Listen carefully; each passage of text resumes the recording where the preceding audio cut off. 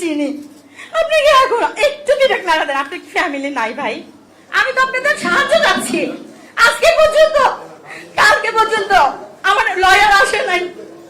আপনি এখন আপনাদের মনুষ্যত্বটা জাগান নাই, এখনো বিবেকটা জানেন নাই। লক্ষ টাকার জন্য, কোটি টাকার জন্য যদি হইতো তাহলে কেন আমাকে অফার করলো? আনবির যদি খুন না করে 100 কোটি টাকা দিবে। নঈম নিজামের মাধ্যমে আনবিরের সাথে কিভাবে জানি পরিচয় হয়েছে সোশ্যাল মিডিয়াতে, তো এটা আমি আসলে পরে জানতে পেরেছি। আর বাসা ভাড়ার যে বিষয়টা, এটা নিয়ে আপনারা অনেক মিথ্যাচার করেছেন অনেকে, তো এটার এভিডেন্স কিন্তু পিবিআই বের করেছে। বাসা ভাড়া শুনেন, একটা মেয়েরে ফুসলায়া যদি নিয়ে যায়, আপনাদের মা বোন আত্মীয় স্বজন মামাতো খালাতো চাচাতো অনেক মেয়ে আছে না, গার্ডিয়ান থাকার পরেও চলে যায় ছেলের হাত ধরে। অস্বীকার করতে পারবেন যে কারোর পরিবার থেকে এরকম যায় নাই? হয়তো ভাইয়া আপনি করেন নাই, না আপনি করেন নাই, ইউটিউব বিভিন্ন শুনেন। আচ্ছা সরি, তাহলে একসঙ্গে সরি। আমি তো ইউটিউবে অনেক মিথ্যা কেন দেশ রূপান্তরের কুমিল্লার প্রতিনিধি জাকির আমার কাছে অফার নিয়ে গেছে 20 কোটি টাকা দিবে যেন আমি মামলাটা তুলে ফেলি। তাই তখন দেশ রূপান্তরে আমাকে নিয়ে মিথ্যাচার করছে। কেন করে নাই বলতেছেন? সাংবাদিকটা মিথ্যাচার কেন করে নাই? বলছে চারটা আমি নাকি পতিতাত্ব লয় চালাই। কখনো কি পাইছে? কিছু বের করতে পারছে? কিছু বের করছেন? কি আছে? কেন আপনারা এগুলা করেন?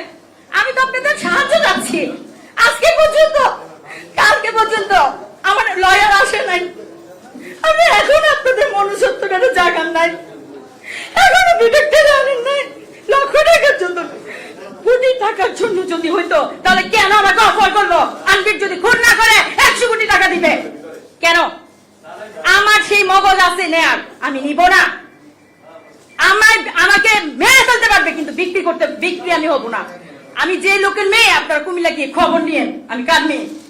যে বাবা 71-এ মুক্তিযোদ্ধা, আমি অস্বীকার করতে পারবো না। এখন ছাত্রদের তেল মারতে পারবো না আমি, যেটা সত্যি কথা। ছাত্রদের সাথে আমি আসি, ছিলাম, সংস্কার আন্দোলন করবো, সামনেও করছি, কিন্তু কেউ সহিংসতার কাম্য করে না। আমার বোনেরটা ছিল ভুল, আপনারা যেটা করছেন সেটা অন্যায়। আমি যেটা করছি, আমরা সবাই যারা করতেছি এখন, সেটা অন্যায়। সে ভুল করতে পারে, সে অন্যায় করে নাই। আপনারা ওরে ক্ষমা করা উচিত। এখন পর্যন্ত দেখতেছেন আমি আদালতের দুয়ারে দুয়ারে, আমার কত ছেট হুমকি, কত কিছু। এগুলো আপনাদেরকে একটু বিবেক নাড়া দেয় না? একটা মনুষ্যত্ব নাড়া দেয় না? ভাই আপনাকে চিনি, আপনি কি এখন একটু বিবেক নাড়া দেন? আপনার ফ্যামিলি নাই ভাই? নাড়া দেন, একটু বিবেক। টাকা নেন না ভাই, বসুন্ধরা থেকে টাকা নেন। একজন এরকম টাকা নিয়ে দূরের থেকে আমরা দেখে যে আপনার কি টাকার লোভ আসে না? না, আমার বোনের লোভ আছে।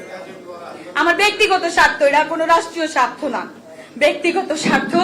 ওই স্বার্থে আমি আমার বোনের বিচারের জন্য আমি অনেক আমার প্রিয়, যেহেতু বঙ্গবন্ধু শেখ মুজিব, উনার মেয়ের কাছে আমি 26 পাতার আবেগ ঘন চিঠি লিখছি।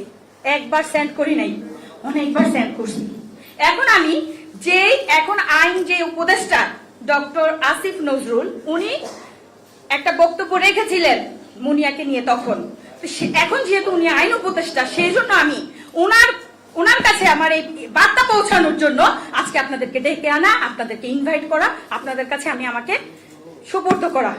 আমি একজন আসামির মতোই আপনাদের কাছে। আমি জানি আপনারা হেস্তনেস্ত করবেন, অনেক কিছু করতে পারেন। আমি আমার জীবনটা নিয়ে আসছি, আপনাদের ক্ষমতা আছে জীবন নেয়ার, জীবন দেওয়ার হয়তো ক্ষমতা নাই, আপনারা সেটা পারবেন। কিন্তু আমি এখন একটু বলবো, যেহেতু বাবা মা থাকার পরেও একটা মেয়ের শাসন, এখন এই যে ছাত্র আন্দোলন হচ্ছে, তাদের মায়েরা শাসন করতেছে না, রাখতে পারতেছে ঘরে। আমার বোনটা ভুল করছে, ওই ভুলটার ভুল স্বীকার করে আমরা অন্যায় না করি। ধন্যবাদ।